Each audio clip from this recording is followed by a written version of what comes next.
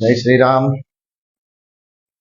Link ને share કરજો બધાય, અને ખાસ કરીને સામાન્ય લોકો કરતા જેટલા આપણા હિન્દુ સંગઠનોના સંગઠન છે એમાં એકબીજાના સંગઠનમાં લિંક શેર કરજો. હવે એવી વસ્તુ છે કે આપણે સંગઠનોની અંદર કંઈક ને કંઈક કારણસર સંગઠન નબળા પડતા જાય છે.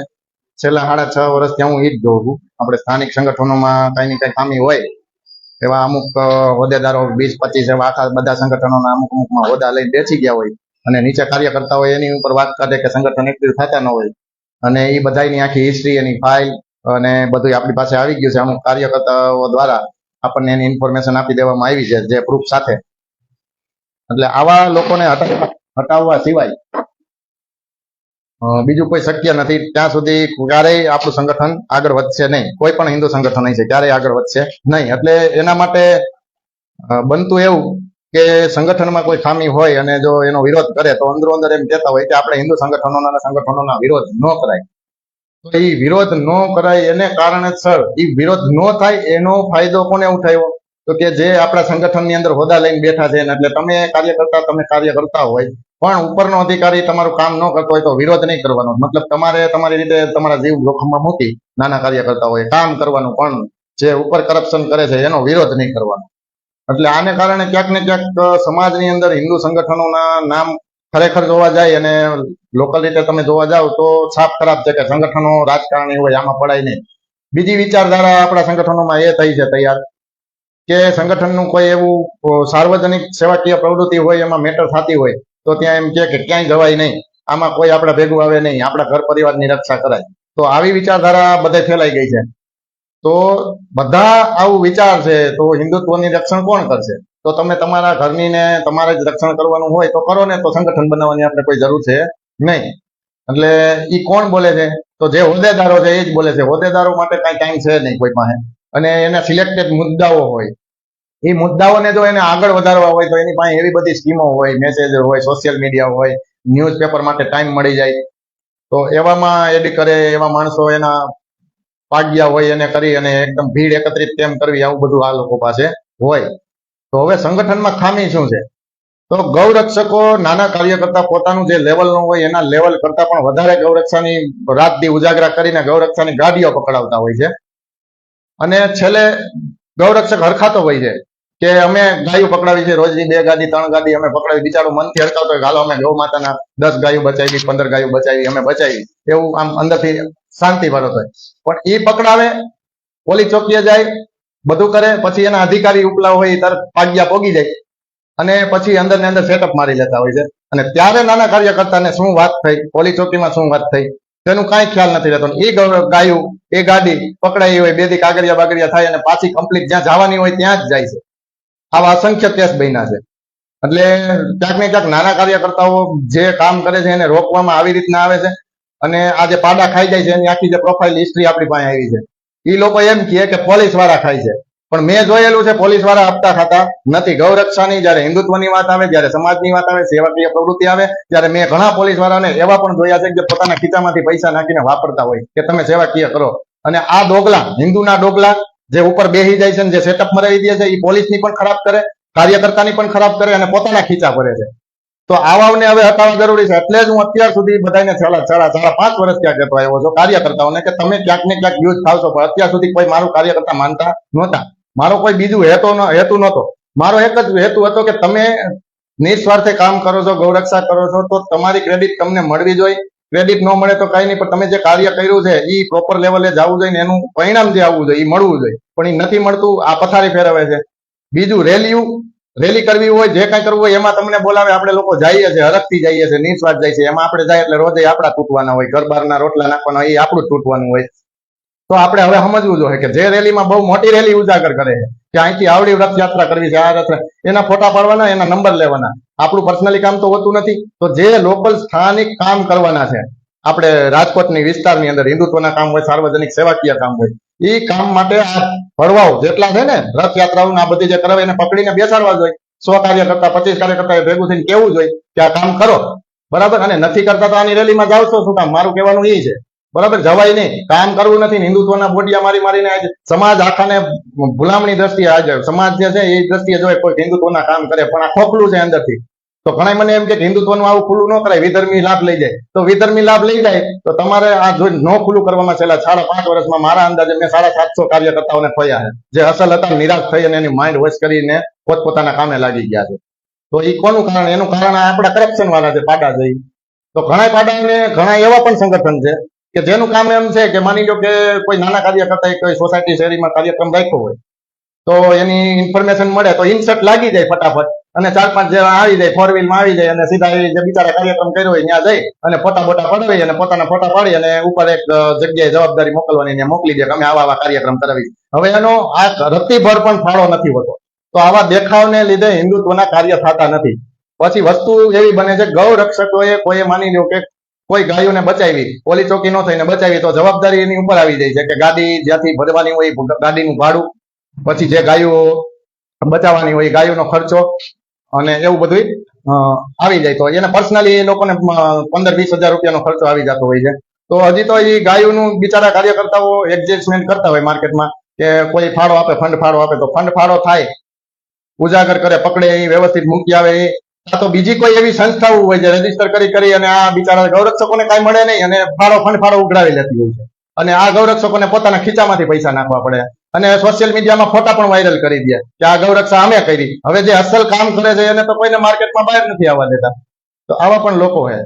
તો આ સામાન્ય પબ્લિકને સમજવું જરૂરી છે. અને ઘણા લોકો એક પર્સનલી એક ભાઈ ગૌરક્ષકને ટાર્ગેટ કરીને કહે છે કે તને જોયું જાહે, નામ જોઈએ, એની નામે થોડીક સંસ્થા રજીસ્ટર છે અને આમ કરી લેવું તેમ કરી લેવું. તો એને હું એટલું જ કહેવા માંગ્યો, માપે રહીજો, મારે અંદરો અંદર ડખાઈ નથી કરવા, પણ હિન્દુત્વ માટે એક ભાઈબંધ તરીકે ભેગા થઈને રહેતા આવડે તો રહીજો, નકર તમે સારા કામ નથી કરતા સંસ્થાઓ નાખીને, તમારે પ્રૂફ આવ્યા છે, બરાબર છે. એટલે મારે અંદરો અંદર કઈ કરવું નથી. એટલે જે ભાઈ એક છે ગૌરક્ષક એને ટાર્ગેટ કરવામાં આવે બીજા ગૌરક્ષક વાળા દ્વારા, હું અત્યારે નામ નથી લેતો, નકર બધું ખુલ્લું પાડી દઈ, તો એને કોઈ ટાર્ગેટ ન કરે, એને કોઈ ફોન ન કરે, નકર એમાં મજા નહીં આવે. નકર હમણાં હિસ્ટ્રી દઈ દઈશ, ફાઇલું આવી જ મારી પાસે, બરાબર છે. આ એમને ફાઇલું નથી, આ બધી ફાઇલું આવી છે, આ દેખાડી દઉં, આખા બધા લખે ગ્રુપ સાથે ફાઇલું દુનિયાની આવી છે, સમજાઈ ગયું. આ બધી ફાઇલ ફોટા સાથે ફોન રેકોર્ડિંગ ડિજિટલ ફાઇલ બધી. એટલે માપે રહીજો. એટલે સંસ્થાના નામે ગૌરવ, અને જેને ગાયના પૈસા ખાધા છે જે રીતે આજ નહીં તો કાલે નીકળવાનું જ છે, સમજી લેજો. એટલે તમે ખાવા હોય તો તમારી રીતે પૈસા ખાવ, બધું કરો, પણ બીજા જે ગૌરક્ષકો આ કાયદેસર કામ કરે છે એને રોકવાનું બંધ કરો અને એની ઇન્ફોર્મેશન લઈને ભડવાઈ કરવાનું બંધ કરી દેજો, બરોબર છે. બીજી વસ્તુ એ કે હવે ન થતું હોય ને કામ તો ગાયના નામે ખાવાનું બંધ કરો. આજે સંગઠનો નબળા પડે છે એનું કારણ તમે છો, બીજા કોઈ નથી. તમે એમ કહો કાર્યકર્તા નથી મળતા, જોઈએ એટલા કરી દો, હાલો કેટલા જોઈશે કાર્યકર્તા, પણ ભરવા તમે લાભ ઉપાડો તો કેવી રીતના આવે. એટલે બધાની હિસ્ટ્રી છે, બધાની આવશે, અને માપે રહીજો અને કોઈ ટાર્ગેટ ન કરતા આ બાબતે. ફોન આવ્યો છે મિત્રો, એક જ મિનિટ. હવે ફોન ચાલુ થયા હે, એટલે સંગઠનમાં જોડાવાનું છે. બધા જે કાર્યકર્તા હોય આપણે કરપ્શન દૂર કરવાનું છે. જે સંગઠનની અંદર કરપ્શન છે એ વહેલામાં વહેલી તકે આપણે દૂર કરવા જોશે. આ પાડો હોય, કોઈને ફાર્મ હાઉસ હોય, કોઈને જે કાંઈ પણ હોય એની વાહે ભરાવે, ચોખ્ખી વાત કરું, બરાબર. અને ફાર્મ હાઉસ અને રૂપિયા કારણે થઈને થોડુંક ફેસબુક બંધ થઈ ગયું હતું. એટલે મારું કહેવાનું એ છે, મારું એક જ કહેવાનું છે કે સંગઠન આપણે એક્ટિવ કરવા છે. આવા 2, 5, 20 જણા હોય એવા ભળવાને લીધે હિન્દુ સંગઠનોને નબળું ન કરાય. અને તકલીફ એ છે કે સંગઠનોના લોગા લઈને બેસી ગયા છે, કરવું કાંઈ નથી, અને કાર્યકર્તાઓનો ફાયદો ઉઠાવવો છે. કાર્યકર્તા ગૌરક્ષા કરે ખીચા ભરે, એ તો મેં તમને વાત કરી દીધી.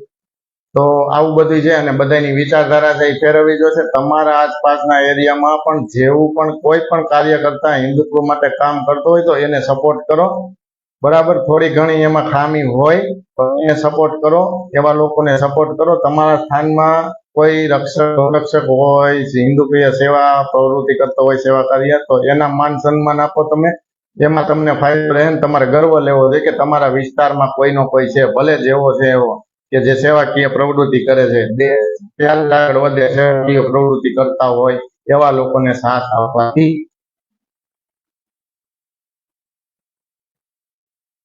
બોલવાનું ઘણું છે.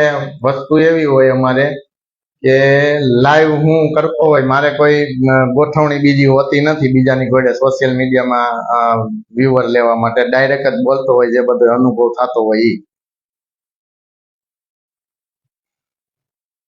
અને ઘણા એમ કે ધમકી મારતા હોય ઘણા, તો ધમકી મારતા હોય એને હું અમુક વિષય બતાવી દઉં કે ધમકી મારે તો રાષ્ટ્ર માટે આપણે કમ્પ્લીટ કર્યું છે, બરાબર છે. તો એમને આપણે નથી બન્યા. કોઈને એમ હોય કે મારી નાખવો છે તો કમલેશભાઈ ઓલરેડી અગાઉ મરી ગયેલા છે, બરોબર. ઓલો ફોટો કરી દો મારો. અને જીવતા જગતથી આવતા વર્ષે રાખવાનો છે, બરોબર. રાષ્ટ્ર માટે જ મરી ગયા છે, એટલે એવી કોઈ ધમકી ન આપે. અને મારી મજબૂરી હતી કે સંગઠનની અંદર જે સંગઠનોમાં આજે પાડા ઓલરેડી કરપ્શન કરે છે ને એને લીધે બીજા કાર્યકર્તાઓને પરેશાન થાય છે અને અનએક્ટિવ થઈ જાય છે. તો જો આ ફોટો તમને બતાવી દઉં, કોઈને એમ ન થાય. જો આ કેટલી તારીખે મરી ગયા કમલેશભાઈ, બરાબર. એટલે એ કહી દઉં તો કોઈને ધમકી આપવી હોય, કોઈને બોલાવવો હોય ત્યાં આપણે આવી જશું, પણ હિન્દુત્વના કાર્યને રોકાવા નહીં દઈએ, બરાબર. તો આવી જવાનું. અને મજબૂર મારે એટલે થવું પડ્યું છે કે સંગઠનોની અંદર વિરોધ કરવા વાળું કોઈ તૈયાર નથી. આજે મોટા મોટા સંગઠનોમાં કોઈ વિરોધ કરવા તૈયાર નથી. એ વિરોધ નથી થતો એનો ફાયદો ઉઠાવીને જ પાડાઓ બધાય જેટલા પાડા છે એ બધા કાર્યકર્તાઓને નિષ્ક્રિય કરે છે. અસલ કાર્યકર્તા, હારા કાર્યકર્તા મેં મારી નજરે જોયેલા છે, એને નિષ્ક્રિય કરી દેવામાં આવે છે. અને બીજું ઈ કે ઈ કાર્યકર્તા જે કામ કરતા હોય એને લીધે એ સંસ્થાની આબરૂ બનતી હોય, અને એ આબરૂમાં પણ એ આબરૂના આધારે એ સંસ્થા ફાળો ઉઘરાવી લેતી હોય, અને જેમાં કાર્યકર્તાને કોઈ પણ જાતનું પ્રોટેક્શન, પોલીસ, વકીલ કે કાંઈ મળતું નથી, બરાબર છે. કોઈ સંગઠનમાં એવી વકીલ પેનલ નથી કે જે કાર્યકર્તા ગૌરક્ષા કરવા જાય છે પોતાના જીવ ખાતર તો એને રોકી શકે. માની લો કે જેલ થઈ તો એના ઘર પરિવારને કોઈ એને મતલબ સપોર્ટ કરી શકે. તો હું હિન્દુત્વના કાર્ય જે કરતા હોય એને પોતાના ખીચામાંથી પૈસા નાખીને જીવ ને બધું જોખમમાં એને જ નાખવાનું. અને ઘણા પાડા ઇન્ફોર્મેશન મળી છે હાથીની ડીલું કરે છે અને એમાં સેટિંગ મારે છે. તો હાથીની ડીલ કરવા વાળા ભાઈ ધ્યાન રાખજો, બરાબર. અહીંયા કોઈ સંગઠનમાં ક્યાંય ભળવાઈ થઈ ને એટલે આજકાલ હવે તમારી ડીલ પાકી છે, આ ચોખ્ખું કહું છું. કાં તો તમે હટો અને કાં હિન્દુત્વ માટે કામ કરજો. આ ચોખ્ખી હાથી વાળા ભાઈને ખબર પડી ગઈ છે કે તેને કહે. અને બીજા ભાઈ એક છે કે અમારું ખરાબ કરવા કરે. ખરાબ નહીં, પ્રૂફ છે મારી પાસે. ખરાબ કોઈનો નહીં, બધાના પ્રૂફ આવ્યા છે. અને 6.5 વર્ષથી આપણે આ જ કર્યું છે, ભેગું જ કર્યું. પણ બધાની હિસ્ટ્રી આવે એટલે ઘણા એવું વિચારતા છે સંગઠનના પાડાઓ કે મારી અરે કમલેશભાઈની મુલાકાત નથી થઈ, મારું શું હિસ્ટ્રી છે. પણ 120 જણા છે, બધા પાડાઓની હિસ્ટ્રી મારી પાસે છે. પછી વકીલ હોય તોય ભલે, શિક્ષક હોય તોય ભલે, બરાબર છે. અને જે કાંઈ શેડા હોય તોય ભલે, એ બધાયનું બહાર આવશે. હવે સંગઠનમાં સુધાર જોવા નહીં મળે. એટલે હમણાં આ ચૂંટણી પછી બધો વહીવટ હવે આપણે કરવો, સાફ સફાઈ કરવી. અને કાર્યકર્તાને મારી નમ્ર વિનંતી છે, કોઈ સંગઠન ભાર આબરૂ મતલબ જે સંગઠનની સત્તા આપેલી હોય એને હમું ન જોવો. જે કાર્યકર્તા કામ કરે છે ને એની હારે જોડાઈ જાવ. જે કાર્યકર્તામાં જાજી ક્ષમતા છે એ ક્ષમતામાં એની હારે જોડાઈ જાવ, એને સપોર્ટ કરો અને એને આગળ લેવાની કોશિશ કરો, અને એ તમને આગળ લઈ જશે. અને સંગઠનમાં જાહેર કરવામાં આવ્યું હોય કે આને આ પ્રાંતની અધિકારીનું છે, આ છે, એ હોદ્દા જોઈને તમે ન જાવ, કોઈ રીતે કામ નહીં આવે. અને મેં એવું પણ જોયેલું છે, એક સંસ્થા દ્વારા ફાર્મ હાઉસમાં જમણવાર રાખેલો હતો આજથી 2 વર્ષ પહેલા. તો કાર્યકર્તાઓને ત્યાં બોલાવવામાં આવ્યા હતા પોતાની ઇમ્પ્રેશન જમાવવા માટે ને ફોટા બોટા પાડીને કે અમે આવો કાર્યક્રમ કર્યો ને એવો કર્યો. તો હું જોતો તો, હું પણ હતો ત્યાં સાથે. અમે જમણવાર જઈમાં બધું કર્યું. ત્યાર પછી મેં એક વસ્તુ એવી જોઈ કે કાર્યકર્તા જઈમાં બાદ જે આ પાર્ટી હોય પાડા, એ પાડાની એક સંગઠન અલગ આવીને એના માટે ખાવાનું પાર્સલ અલગ આવ્યું. એટલે હું મારો કાર્યકર્તા છે ભૂખો ને ભિખારી છે, અને તમે પાર્સલ ઓફિસોમાં બેહીને અને તમે સારું ખાવ એટલે જખ મરવા આવે છે અમારા કાર્યકર્તા.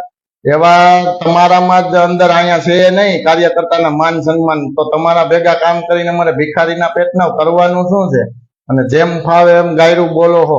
અને મારા દ્વારા જે મારી સાથે સંકળાયેલા હતા એ કાર્યકર્તાઓને પર્સનલી ફોન કરીને તમે એને બહુ માનસિક ટોર્ચર કર્યા, બરાબર છે. તો એ બધું પ્રૂફ છે, પણ હું સમય આવતા બોલવાનો હતો. તો તમારી જે કાંઈ હોય, બિલ્ડર હોય, ફાર્મ હાઉસ હોય એ તમારી વાહે ભરાવજો. અમારે કરવાનું છે હિન્દુત્વનું કાર્ય, બરાબર છે. અને કોઈ બીજેપી કોંગ્રેસની માં ફરતા હોય તો અમારે બીજેપી આઈડે લાગે વાગે નહીં અને કોંગ્રેસ આઈડે લાગે વાગે નહીં. અમારું કામ કાર્યકર્તાઓનું એક જ ઓનલી ફોર છે સેવા કરવાની. જે પણ જાતની સેવા થતી હોય સેવા ઓનલી ફોર આ જમીન ઉપર કરી એટલે રાષ્ટ્ર સેવા થાય અમારી. એટલે અમારાથી થશે એ કરશે. અમારા કાર્યકર્તા છૂટા છૂટા છે એ કામ કરશે. એમાં કોઈ ભાજપ બીજેપી નું નહીં. એટલે હવે જે રેલીઓમાં ચૂંટણીમાં આપણે કાર્યકર્તા જે ગયા છે એ જે રેલીમાં ગયા છે એ રેલી કરાવનાર વ્યક્તિના ફોટા અને નંબર લઈ લેવા દરેક વિસ્તારની અંદર અને એ મને મોકલવા. કેમ કે એ વિસ્તારની અંદર આપણે ઘણા હિન્દુત્વના કાર્ય સેવાકીય કાર્ય કરવાના હોય. જ્યારે આપણને રેલીમાં લઈ ગયા છે ને આપણે એમાં ભાગ દીધો છે તો આપણે એને ફોન કરીને કહેશું કે આ કાર્ય કરી દે. ત્યારે કામ ન આવે ને તો કેવા થાય, આ રેલીના ફોટા બતાવવા થાય કે ત્યારે તો બળવાતું બહુ ઉલટતું હતો. તો આ પણ કરજો, બરાબર. અને ખાલે યુઝ ન થઈ જાવ એની જવાબદારી તમે લ્યો. કાર્યકર્તાની સમજ શક્તિ એટલી જ દઉં છું કે કોઈ હોદ્દા પદની કાંઈ વિચાર કરોમાં જે કાર્ય કરે છે એની હારે જોડાઈ જાવ. સામાન્ય વ્યક્તિ હોય તો એની હારે જોડાઈ જાવ. આ હોદ્દા બોદાની મિટિંગમાં જવાનું બંધ કરી દો. ક્યારે કરી દેવાનું બંધ? જો એ મિટિંગમાં જઈને તમારા અને સામાન્ય પ્રશ્નના જવાબ ન દઈ શકતા હોય, તમારા કાર્ય ન થઈ શકતા હોય તો એની મિટિંગમાં જવાનું બંધ કરી દો. તો એની ખુરશીને શું બટકા ભરશે? તમે જાહો જ નહીં તો શું કરશે? એટલે આપણે એ વિચારવાનું આપણી તાકાતનો યુઝ આ લોકો પાડા કરે છે. કેવી રીતના કરે? તો માની લો કે કઈ ફંક્શન હોય તો ત્યાં આપણને બધાને મેસેજ નાખી દે કે અહીંયા ભવ્ય કાર્યક્રમ છે, આમ છે તેમ છે. પણ આજ સુધીમાં કોઈ પણ ભવ્ય કાર્યક્રમ બાદ પણ આપણને જે હિન્દુત્વના કાર્ય તમે જે કરો છો તમારી રીતે કરો છો એવું રિઝલ્ટ પણ નથી મળતું. તમે કરો છો એ જ કાર્ય થાય છે. એથી ઉપરી કાર્યક્રમ કે કઈ વસ્તુ તમને આ પાડાઓ દ્વારા મળી હોય તો મને કહો, હું ખોટું બોલતો હોય તો, બરાબર. એટલે જે તમે કાર્ય કરો છો એ કાર્ય જ થાય છે. તમારા દ્વારા જે કાર્ય કરો છો એ કાર્ય જ થાય છે. તમારે જે તમારી તાકાત છે એટલું થાય છે. એથી ઉપરી જે તમારા અધિકારી છે એનાથી કેમ નથી થતું? એથી થોડુંક મોટું કાર્ય તો થવું જોઈએ. તો મને બતાવજો લિસ્ટ કે આ મોટું થયું. અને બહારની ખોડીને બેઠા હોય આ પાડા કે દિલ્હીમાં અમે આમ કરી નાખ્યું ભલાનું. એક તો એમ કેતો હતો બાબરી મસ્જિદ પાડને કે ભાઈ તારા ત્યાં જન્મ નહોતો થયો. બાબરી મસ્જિદ પાડવાની માં ફાડતો હતો, તારો જન્મ નહોતો થયો, બરોબર. અને તારે જે અહીં કરવાનું છે એ કરીને અહીં હાલ ઘણી મસ્જિદ એવી બતાવું પાડવી હોય તો. બાબરી મસ્જિદ પડી તો એની સામાન્ય નહીં પડી શકતું. એટલે ખોટી નો થામા તું બધા જે છો એ બધા બંધ થાવ.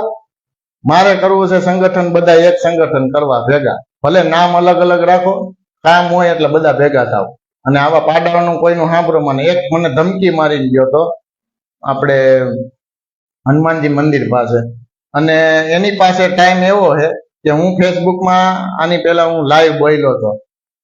તો કેટલી સેકન્ડે હું બોલ્યો ને એવા મુદ્દા નોટબુકમાં તૈયાર કરી રાખા. એટલી સેકન્ડે તમે કમલેશભાઈ આમ બોલ્યા, એટલી સેકન્ડે આમ બોલ્યા, એટલી સેકન્ડે આમ બોલ્યા. એટલે મારે બોલવામાં પણ બહુ ધ્યાન રાખવું પડે ફેસબુકમાં.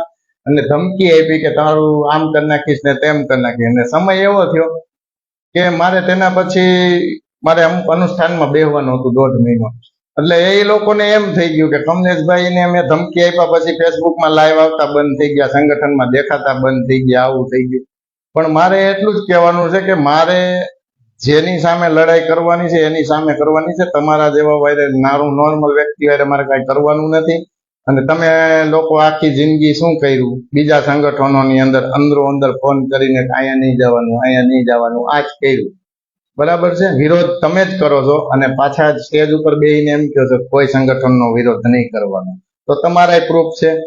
અને જે ધમકી આપીને ગયો છે તો જે કાંઈ કરવાનું એ કરી લેવાનું, બરોબર. એ તેદી મેં તને છૂટ જ આપી હતી કે ભાઈ અત્યારે કરી લે, પણ મારે તારી યાદ નથી બાજુ, તારે કરવું એ કરી લે, મેં કીધું તું, છૂટ આપી હતી.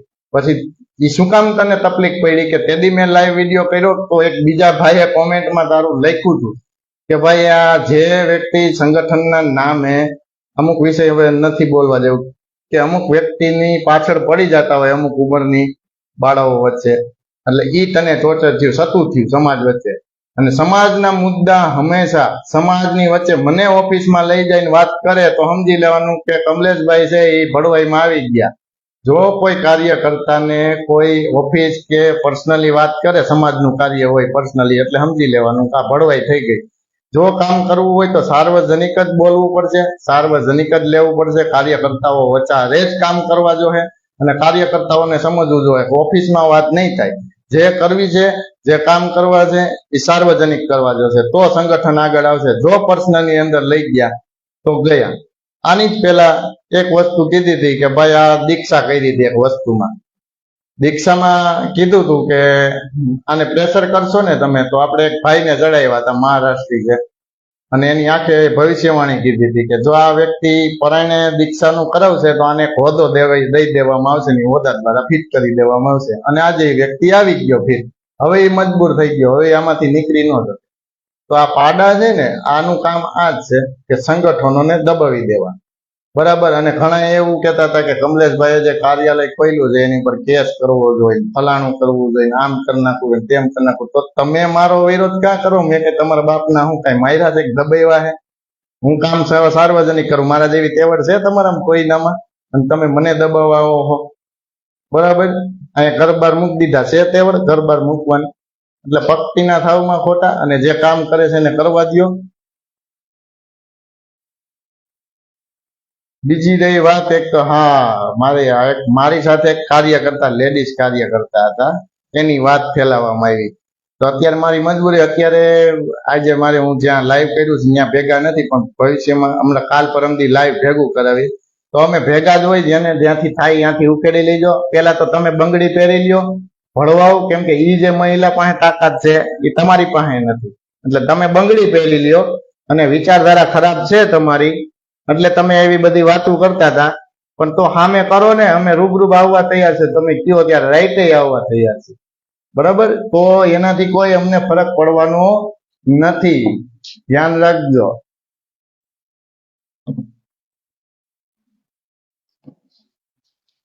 હા,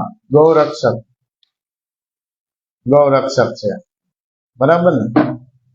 એટલે એ દેશ માટે કામ કરે છે. એવી તેવાય તમારી તો નથી ને, તમે જાણ થઈને નથી કરી શકતા, એ બાયુ થઈને કરે છે, બરાબર. તો બંગડીઓ પહેરી ગયો. ગૌરક્ષક અભિભાઈ ને દબાવવામાં આવે છે એવું મને મળ્યું છે. તો અભિભાઈ તમે બેફિકર રહ્યો, અને અમુક પર્સનલી તમારા મામલા હોય એમાં તમને કોઈ દબાવતા હોય તો તમે તમારે ખુલ્લે આમ કહી શકો છો, અને કોઈ પ્રૂફ હોય તો દઈ શકો છો. અને જે લોકો ધમકી આપતા હોય એને કહી દઉં છું કે એ બાબતે તમે રહેવા દેજો, નકર તમારી જે ફાઇલ ખુલશે ને એમાં તમારો કોઈ નહીં હોય. અને કાલે મને ફોન કરવામાં આવ્યો હતો કે અમારે તો રોજ પોલીસ ચોકીના ધક્કા હોય. તો તારે પોલીસ ચોકીના ધક્કા હોય ને તો હું તો ઘરે જ નથી જતો, હાવ નવરીનો જ છું આ બાબતે. એટલે જેને ખોટું કર્યું હોય ને એ હલવાઈ જાઓ, બરાબર છે. એટલે એ ધમકી દેવાનું ને બધું અંદર અંદર બંધ કરો. સારી રીતે કામ કરવું હોય તો જોડાવો. હું તો ચોખ્ખું કહું છું, સારી રીતે કામ કરવું હોય ને, હિન્દુત્વ માટે નિસ્વાર્થ કરવું હોય, પોતાના સ્વાર્થ વગર, માન પદ વગરનું કામ તો કરો. અને હિન્દુત્વના કામ જેટલા લોકોએ પેલા કર્યા છે એને એનું ઘર બાર ની બધી ગુમાવ્યું છે, બરાબર. ત્યારે થાય છે. અને નહીં કે તમારી ગોળે ફંડ ફાળા કરીને ખીચામાં ભરી લેવા અને વાપરવા. અને અભિભાઈ ઉપર એવો આરોપ નાખવામાં આવ્યો છે કે ફંડ ફાળામાં જે ગૌરક્ષા કરવામાં આવે છે એમાંથી ભાઈ પોતાના પર્સનલી ખર્ચા કરે છે. તો હું એમ કહું છું કે અભિભાઈને જ્યાં સુધી હું જોઉં છું, કોઈ પણ કાર્યકર્તા ને, અભિભાઈ નહીં પણ કોઈ પણ કાર્યકર્તા જો 5 કલાક 6 કલાક કાઢતો હોય ગૌરક્ષા માટે, મને જ્યાં લગી ખ્યાલ છે ત્યાં લગી એ વ્યક્તિ ફંડ ફાળામાંથી પણ જો એ રૂપિયા લે તો એ યોગ્ય છે. હું પણ લેવા તૈયાર છું. મને ફંડ ફાળવા છે હું કહેવાનો છું કે મારો મહિને પગાર 40,000 હોવો જ જોઈએ, કેમ કે હું મહેનત કરું છું 24 કલાક, મારે ક્યાંક મળશે, મારા ઘર ખર્ચા હાલવા તો જોઈએ ને ભાઈ. સારું કામ કરી છે, ખરાબ તો કરતા નથી. એટલે એ બાબતે રહેવા દેજો. અને હું તો બધા કાર્યકર્તાને કહું છું કે તમારા જે ફંડ ફાળો અમુક ટકા આવતો હોય એમાંથી તમારો ખર્ચો, નકર તમે કામે લાગો તો આમ નહીં તમે 25-30 હજાર પગાર ઘરમાં આપી જ શકવાના હોય. અને આજે તમે તમારી નોકરી મૂકી અને ગૌરક્ષાને એવું કરો છો તો તમે 2-5 રૂપિયા એમાંથી વાપરી નાખો તો ખોટું નથી, વાપરી શકો છો, તમારા હકના છે, વપરાય.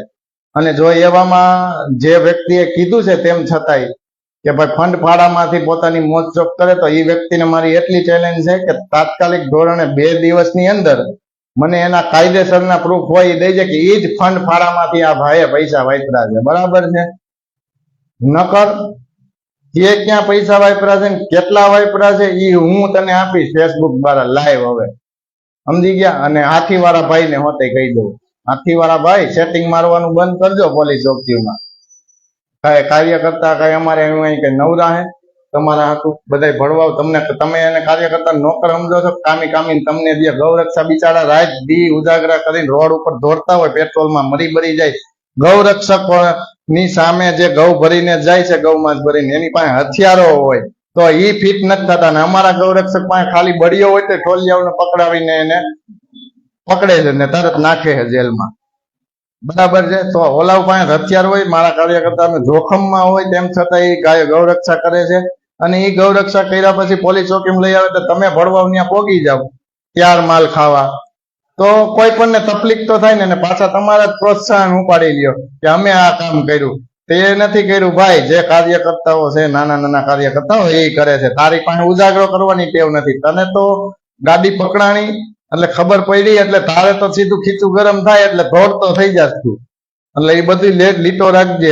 હવે ગૌરક્ષામાં જેટલા થાય છે એની ફાઇલ આવી છે, એ હવે જાહેર કરવી છે, અને આવા બધાને નિષ્ક્રિય કરવા છે. અને જે લોકો એમ કે છે કે પોલીસ હપ્તા ખાય, પોલીસ હપ્તા નથી ખાતી. હજી પણ હું કહું છું, આજે કહું હું, કાલે કહું છું, પોલીસનો મને અનુભવ છે. સેવાકીય નિસ્વાર્થે કામ કરતા હોય તો પોલીસ સપોર્ટ કરે છે ને કરે છે. પણ આ જે મેન વ્યક્તિ હોય સેટઅપ મારી દે અને એમ કહેતા હોય છે કે કેસ હોય એને નબળો બનાવી દેતા હોય છે એના કહેવાથી, જેથી બે નું સેટલમેન્ટ થઈ જાય. એ કોણ કરે? મુખ્ય હોય એ કાર્યકર્તા બિચારા પકડાવીને ગાડીમાં પોલીસ ચોકીમાં મુકાવી દે અને એમ કે પ્રોસેસ ચાલુ કરો, અને એના મુખ્ય અધિકારીઓને બોલાવી લે એટલે એ આવે. બીજું કહેવાનું એ છે કે આજથી 10 વર્ષ 6 ને 4 વર્ષ 5 વર્ષ પહેલા, મતલબ લોકડાઉન પહેલા, ગોંડલ ચોકડીએ આપણે 10 જણા 15 જણા ગૌરક્ષકોની ટીમ બેસતી, આજી ડેમ બેસતી, એવી રીતના 3-4 ટીમ બેસતી, જે 15 દિવસ એના પોતાના નિયમો રાખતા, રાત પાડી કાઢવાની એવી રીતના. 15 દિવસ 10 જણા બેસે રાતે, આખી રાત ગૌરક્ષા માટે, 15 દિવસ પાછા બીજા બેસે, એવી રીતના પોતાની નીંદર હરામ કરી ગૌરક્ષા માટે બેસતા. તો એવું તે શું બન્યું કે આ રક્ષકો થાકી ગયા છેલ્લે, અને આજે એ ગૌરક્ષકો બંધ થઈ ગયા બેસતા. તો એની ખ્યાલ આવી ગયો કે આપણે જે કઈ પણ મહેનત કરી છે એની ઉપર કોઈનું કોઈ, જયારે પોલીસ ચોકીમાં ગાડી જાય ત્યારે આપણી ઉપરી અધિકારીઓ છે, જે સંગઠનની સાથે જોડાયેલા છે, જેને ઇન્ફોર્મેશન મળે, જે પોલીસ ચોકીમાં વાત કરે છે, એ સેટઅપ મારી લે છે, અને ગાયો જ્યાં જવાની હોય ત્યાં જ જાય છે. એટલે બધું પાણીમાં જાય છે.